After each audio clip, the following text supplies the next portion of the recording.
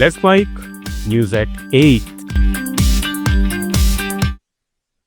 कर्नाटक के कलबुर्गी जिले में तड़के नेशनल हाईवे 150 पर वाडी के पास एक क्रूजर वाहन और लॉरी के बीच आमने सामने टक्कर हो गई, जिसमें 5 लोग मौके पर ही मारे गए।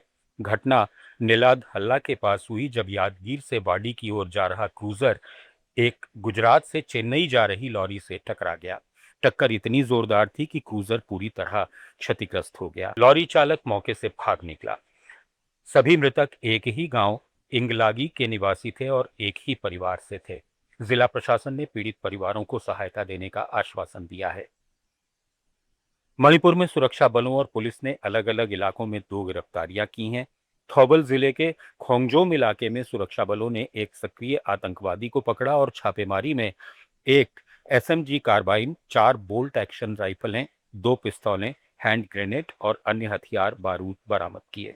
वहीं चुराचांदपुर जिले में पुलिस ने एक वाहन को रोका और उसमें से बड़ी मात्रा में ब्राउन शुगर और हजारों प्रतिबंधित नशीली WY टैबलेट्स जब्त कर एक व्यक्ति को गिरफ्तार किया। तमिलनाडु में चेन्नई के त्रिशूलम इलाके में एक 75 साल की महिला की लाश को बोरे में बांधकर सड़क किनारे फेंक दिया गया। स्थानीय लोगों ने बदबू से सतर्क होकर पुलिस को सूचित किया। जांच में पता चला कि महिला की मौत बीमारी से हुई थी और उसके साथ रह रहे 65 साल के व्यक्ति के पास अंतिम संस्कार का खर्च जुटाने के पैसे नहीं थे। बेरोजगारी और गरीबी के कारण उसने लाश को इस तरह छोड़ दिया। उम्मीद थी कि अधिकारी या कोई इसे संभाल लेगा। असम में असम सिविल सेवा के अधिकारी ललित कुमार दास को रिश्वत लेते रंगे हाथों गिरफ्तार किया गया है। एंटी करप्शन विभाग की विजिलेंस टीम ने 21 मई को उन्हें गुवाहाटी के लैंड रिकॉर्ड्स कार्यालय में 45,000 रुपए की रिश्वत लेते पकड़ा। इसके बाद उनके बेलटोला वाले घर से 48 लाख रुपए नकद बरामद हुए।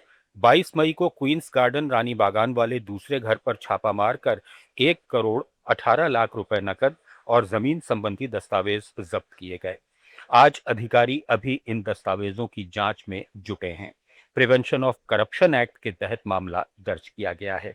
तेलंगाना के वारंगल पुलिस कमिश्नरेट ने अंतर्राज्यीय चोरों और चेन स्नैचिंग गिरोहों पर अंकुश लगाने के लिए रेलवे स्टेशन पर 24 घंटे सख्त निगरानी शुरू कर दी है। वारंगल और काजीपेट रेलवे स्टेशनों पर 4 विशेष टीमें तैनात की गई हैं, जो जीआरपी और आरपीएफ के साथ समन्वय कर काम कर रही हैं। ये टीमें उत्तर भारत से आने वाले संदिग्ध यात्रियों की पहचान कर फेशियल रिकॉग्निशन और फिंगरप्रिंट से उनकी जांच करती हैं। हाल में हुई चोरी और लूट की घटनाओं के बाद ये कदम उठाया गया है, ताकि अपराधी शहर में घुसकर अपराध करने के बाद आसानी से भाग नहीं सकें। पुलिस संदिग्धों को तुरंत हिरासत में लेकर जांच कर रही है। त्रिपुरा में छात्रों का बड़ा आंदोलन छिड़ गया है। त्रिपुरा यूनिवर्सिटी के गलतियों से भरे परीक्षा परिणामों के खिलाफ राज्य भर में एसएफआई, एनएसयूआई और विद्यार्थी परिषद समेत विभिन्न छात्र संगठन जोरदार प्रदर्शन कर रहे हैं।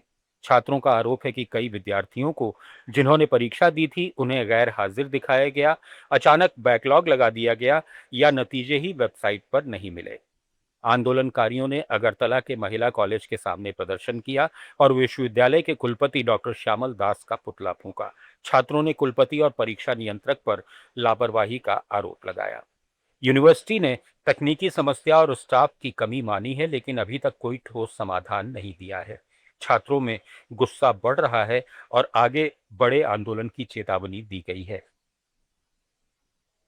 केरल के कासरगोड जिले के नीलेश्वर में राष्ट्रीय राजमार्ग 66 पर 2 लेन वाला पुराना पुल गिराने और 450 मीटर लंबा फ्लाईओवर बनाने का प्रस्ताव जिला कलेक्टर अर्जुन पांडियन ने मंजूर कर लिया है।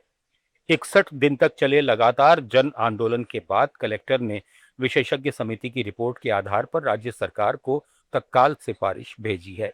स्थानीय लोगों का आरोप था कि पुराना पुल बरकरार रखने से बाजार में ट्रैफिक जाम स्थायी रूप से बढ़ जाएगा और शहर बढ़ जाएगा। लोगों ने इसके लिए धरना प्रदर्शन, अनशन सब किया था।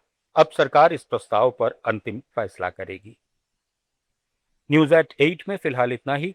जुड़े रहिए लेट्स माइक के साथ। आप सुन रहे थे let's mike more than radio. Follow कीजिए हमें हमारे सोशल मीडिया प्लेटफॉर्म्स पर।